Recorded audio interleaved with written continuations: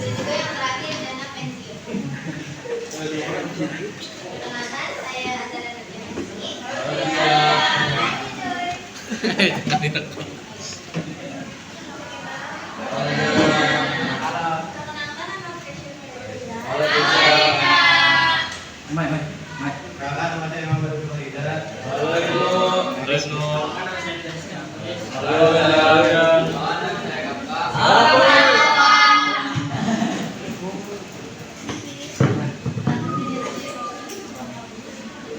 Lembaga keuangan bukan bank. Lembaga keuangan bukan bank atau LKB adalah lembaga yang menghimpun dan mendapatkan dana pada masyarakat, tetapi tidak berbentuk bank dan tidak memberikan layanan seperti tabungan atau giro secara langsung. LKBB tetap menjadi bagian penting dalam sistem keuangan dan diawasi oleh Otoritas Jasa Keuangan atau OJK. 2. Kegunaan: membantu masyarakat mendapat akses pembiayaan selain dari bank, menyediakan layanan keuangan yang lebih beragam dan fleksibel, mendukung kegiatan ekonomi seperti usaha kecil, investasi, dan konsumsi, membantu pengelolaan risiko usaha melalui asuransi. Nah, kita masuk ke pasar modal. Pasar modal sendiri memiliki arti yaitu tempat yang balik dalam jangka panjang dan berbentuk surat ini diatur oleh OJK atau disebut Otoritas Jasa Keuangan dan operasionalnya berjalan oleh Bursa Efek Indonesia. Nah, sesuai pertanyaan tadi disebutkan memiliki arti dengan dokumen atau distribusi pemilikan yang berbeda yang baik. Tidak lebar. Dokumen dalam pasar modal itu dapat ada 5. Yang pertama, saham. Saham itu bukti pemilikan perusahaan. Jadi jika perusahaan mendapatkan keuntungan, kita juga akan mendapatkan untung. Yang kedua ada obligasi. Jadi obligasi adalah bukti kita meminjamkan uang ke perusahaan atau pemerintah. Yang ketiga ada waran.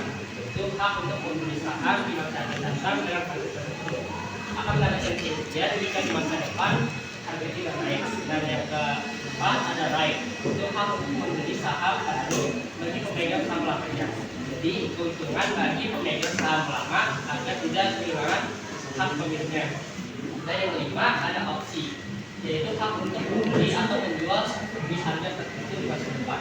Ada dua jenis. Yang pertama ada call opsi, yaitu hak untuk membeli di harga tertentu di masa depan. Dan ada yang kedua ada put opsi, yaitu hak untuk menjual dengan harga tertentu di masa depan. Peran pasar modal sendiri yang pertama ada saluran penambah modal usaha. Jadi perusahaan itu bisa menjual saham di pasar modal, lalu akan dibeli oleh masyarakat umum atau perusahaan. Yang kedua, sarana pemerataan pendapat. Jadi keuntungan dari saham itu bisa dibagikan kepada masyarakat melalui dividen atau pembagian laba atau keuntungan bersih ke pemegang saham, sehingga pendapat tidak hanya dinikmati oleh perusahaan saja. Lalu yang ketiga ada sarana peningkatan kapasitas produksi, usaha pengelola dana dengan jalan penjualan saham ke perusahaan modal, usaha diberi masyarakat umum, perusahaan atau lembaga. Lalu yang ketiga, lalu yang keempat ada sarana penciptaan lapangan kerja, multinasional, solusi, misalnya lapangan kerja baru. Kelima, sarana peningkatan pendapatan negara, setiap dividen akan dikenakan pajak oleh pemerintah. Lalu ada indikator dan pembinaan negara, setiap dividen akan dikenakan pajak oleh pemerintah. Yang pertama itu perusahaan butuh dana, yang kedua ada perusahaan atau obligasi perusahaan Indonesia. Yang ketiga ada investor masyarakat Indonesia.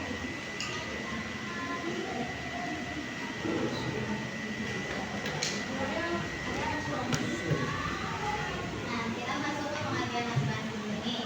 Asuransi itu adalah perusahaan yang bergerak di bidang pertanggungan resiko dengan perjanjian penjaminan antara dua pihak penjamin dan pihak yang dipertanggungan sesuai dengan perjanjian. Jadi simpelnya nih, kamu beli asuransi, kamu layanan asuransi. Nanti nanti kamu layanan asuransinya kan sama perusahaan asuransi. Nah, jadi kalau misalnya terjadi sesuatu nih ke kamu, nanti yang bayar itu perusahaan asuransi, tapi tetap pakai duit kamu. Dan bayarnya itu per bulan dipakai premi. Nah, premi itu bisa dibayar sekaligus ataupun berangsur. Kontrak asuransi kedua belah pihak berlaku dalam jangka waktu tertentu.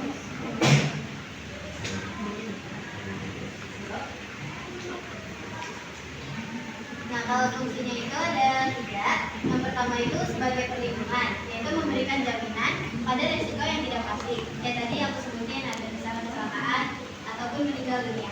Yang kedua ada pengalihan resiko. Resiko yang tadinya ditanggung sendiri dialihkan ke perusahaan asuransi. Yang ketiga itu memberikan rasa aman karena ada jaminan jika terjadi hal yang tidak pasti. Nah, terakhir kita ada jenis asuransi.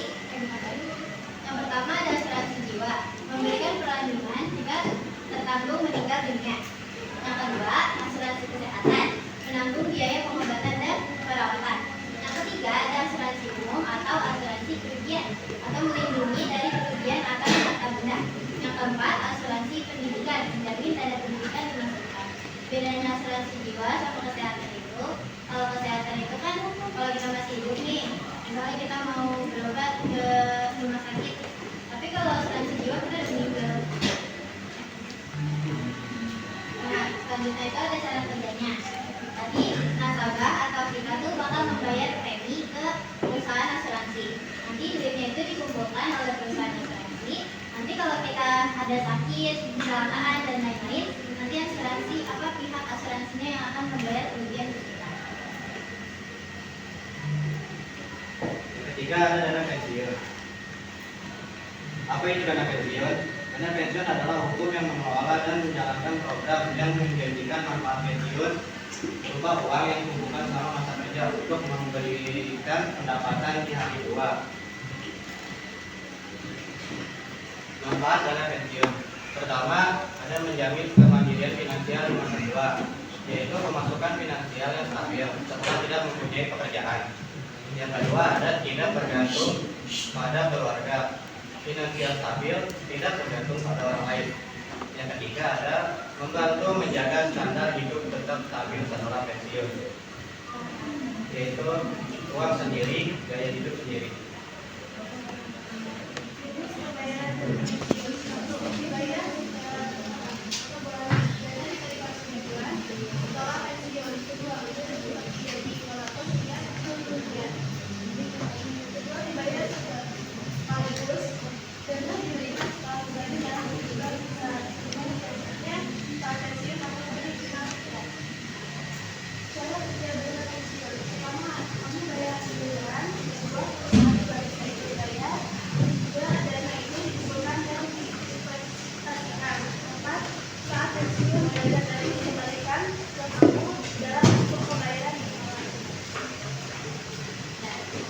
Penjelasan tadi, apakah ada yang mau bertanya? Iya, satu ya.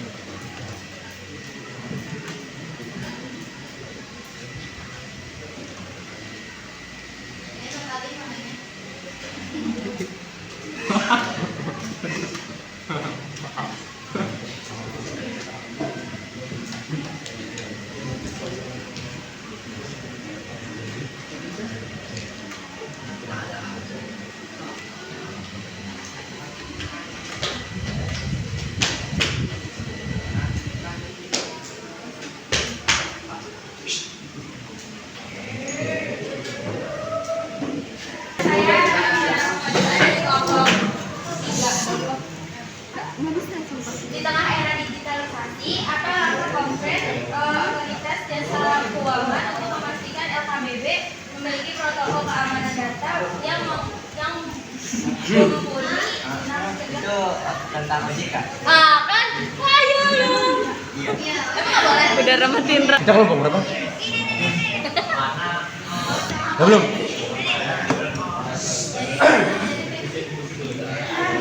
Edit. Matiin dulu kelamaan. Baik, perkenalkan nama saya Markus Surjanto Sultan dari kelompok 5. Bagaimana sih cara kerjanya dana pensiun ini dan apa manfaatnya buat orang yang tidak lagi bekerja?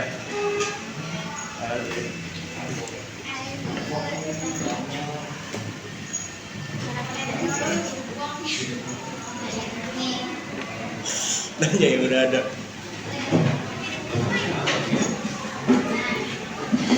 Jangan tanya yang udah ada. Nanya yang udah ada. Yang bagi-bagi. Kalau cara kerja dana pensiun itu beda ini sama asuransi. Kalau asuransi itu kan kita bisa mandiri. Ya. Kalau dana pensiun dia itu bisanya kalau kita punya kerjaan doang. Nah, ya jadi kalau kita nggak kerja kita nggak bisa punya dana pensiun. Oh, Ya, itu. betul-betul. Nah, misalnya kita nih pertama kita masuk kerjaan. Nah, perusahaan ini nih perusahaan yang kita kerja itu kerjasama sama dana pensiun. Jadi lembaga yang mengatur dana pensiun. Nah, kita bayar nih ke perusahaan. Misalnya per bulannya itu diwajibkan untuk menyisihkan uang 500.000 nih buat dana pensiun. Ya tuh. Nah, habis itu nanti perusahaan juga ikut bayar nih dana pensiun buat kita. Jadi kita 500.000, perusahaan 500.000 misalnya gitu. Nah, terus dana itu nanti dikumpulkan dan diinvestasikan. Ya, jadinya kalau investasi kita naik, itu nanti kita bakal dapat dana pensiun yang lebih banyak.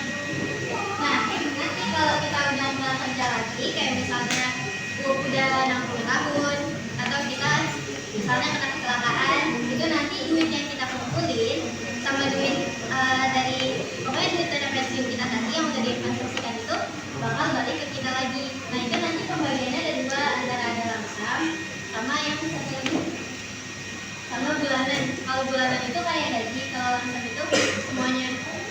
Oke, makasih ya.